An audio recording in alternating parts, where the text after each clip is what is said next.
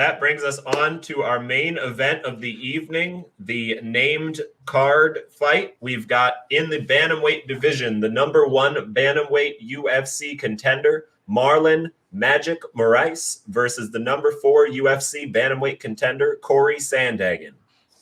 I think this is going to be a great fight too. Sandhagen's last time out didn't go too well. I think it was kind of a fluke with Sterling getting that choke in so quick. I think it was a minute and a half into the first round. Just a quick fluke thing. I don't see that happening in this fight. I'm interested in seeing what Marlon is going to show up. He had a split decision victory over Jose Aldo, which I think we can all pretty agree that we all thought Aldo won that fight. What I was kind of impressed with, though, is the fight before that with Henry Cejudo. Marlon pretty much had him finished. I mean, he was beating his ass. Ends up losing ground and pound in round 3. But I mean, once again, man, I keep going back to this. It's such a close fight. It's literally a coin flip for me. I'm going to go with the underdog. I'm going to say Moraes ends up getting this done.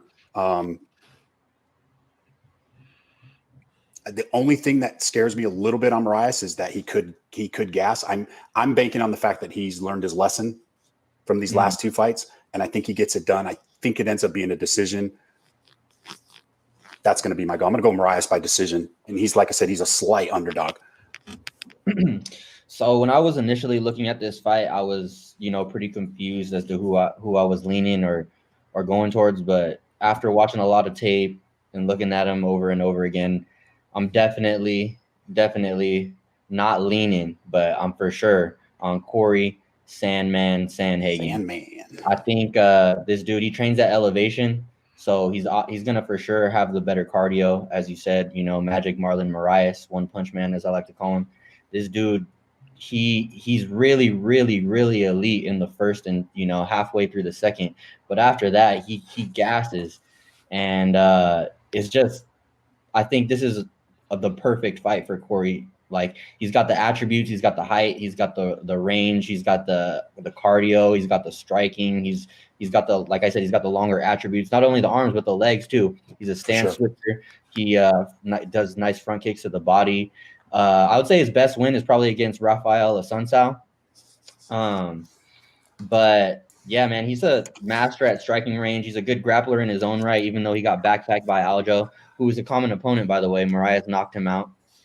But Moraes also lost a split decision to Assunção, who Cory beat. So, I mean, MMA math there. But I'm super pumped about this fight. I just definitely see Cory outlasting him. I don't see him getting knocked out. I see him, as long as he doesn't get knocked out early in the fight, I just see him taking over with volume and pressure and just out cardioing him. So I actually see him finishing him probably in the 3rd or 4th round.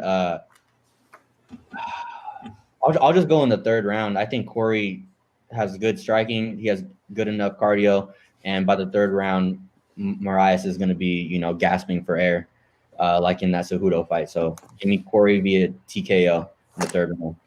Literally ditto to everything you just said. That's right. I mean, that's where I'm at on this fight. I think Moraes, to me, he's a little Conor McGregor-ish with his gas tank. He's so explosive and he's so powerful, and he hits people so hard. But all that explosiveness, Firas Zahabi explained it on the Joe Rogan podcast, and when you're explosive and you have the fast twitch muscles and stuff like that, that you need time to recover from that, and that's why you see Conor in the second TS fight, right? He started strong and then he faded and then he came back. That oxygen has to get back into your muscles, and I think Moraes is the same thing. I think that Henry Cejudo fight also mentally broke him a little bit.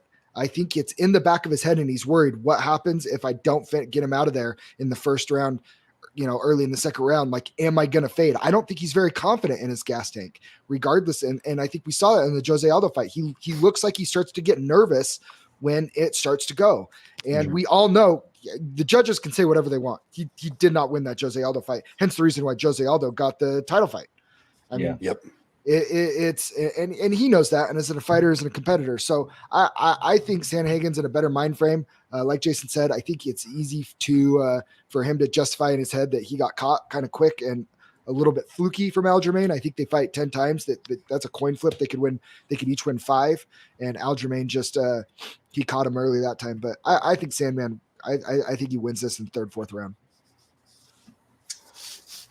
So let's take a moment here to shout out to James Evans, UFC Deluxe, watching from the press box. Hey, what up, James? Hey, what up, James? What up, lad? I should say, what up, lad? Main fight of the evening. I flip-flopped a couple of times back and forth as I was watching film. Every time I was watching highlights of Marlon Moraes, kicking people, I was saying, he's going to get him in the 1st or the 2nd round. And then every time I was watching Cory fight, I was going to say, man, if it goes past a round and a half, he's got it. He's going to hit him with some kind of crazy elbow, spinning back fist, ground and pound. And I kept flipping back and forth on that. But I eventually realized that I think Cory Sandhagen is going to go ahead and get the victory. I think he's going to get it with a round 4 TKO. I think Moraes is gonna slow down as we get into the later rounds, into those main event championship rounds, and he's going to start taking a lot of damage. Cory Sandhagen has a lot of damage to dish out. I mean, he's got spinning shit. He's got heavy ground and pound, the ground and pound of a much bigger guy. He's got, spinning back fist, flying knees. He'll get you in the clinch, and he'll hit you with some razor sharp elbows, and he'll hit you with some knees to the body. I mean, he just has a variety of weapons, and he really can throw them at a volume. He's such a consummate professional when it comes to the UFC. I was just watching an interview with him yesterday where he was saying, like, I'm not a violent guy. I'm not out here thinking about hurting people when I'm sitting at home or because there's some guys where they're just killers. Whatever. If you dropped them back in the 1500s, they'd still be fucking people up for a living. They'd just be getting paid in gold doubloons instead of dollars. But he was saying, he's like, I'm not really a violent guy. It's just when I'm in the cage with my opponent, and that's my job right now. It's my occupation. It's what I'm really good at. And I kind of like that attitude. If you could get to the top of a sport, viewing it as a profession, as your job, and just making sure that you try to perfect it. He's not too emotional about it. He's not too emotionally like. It seems like he's really looking at it intelligently. And I think you see that in his fights too. He's got really accurate striking. He's got good fight IQ. I think he's going to outwork him, and he's not going to get knocked out in the 1st round or 2. And so that's why I'm taking Sandhagen in the 4th or the 5th round. I'm taking a TKO, maybe a decision. But yeah, that's what I'm going with. Let's get it. Sweet. Hey, right, and also for betting, what's the over and under? It's over and under 3.5, right? I think so. I think that's last I saw. That's perfect. For me, that's a tough line. I love that. I'm hitting that under all day.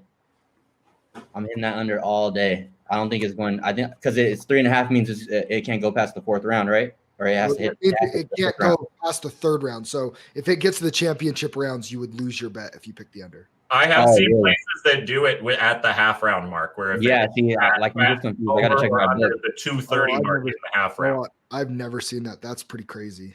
Yeah, no, I have seen it both ways. That's why I'm just like, man, which way is it? But I guess it really depends on your book. So make sure you check on that. But if it's over under 4 rounds, man, I feel like you've got to hit that under 100%. Like, I don't know. Either Marlon catches him early, or I think Cory puts him away. Probably in that 3rd or 4th. If we're still watching the fight in the 3rd round, we'll know that Cory Sandhagen's probably going to win the fight. Yeah. More than likely.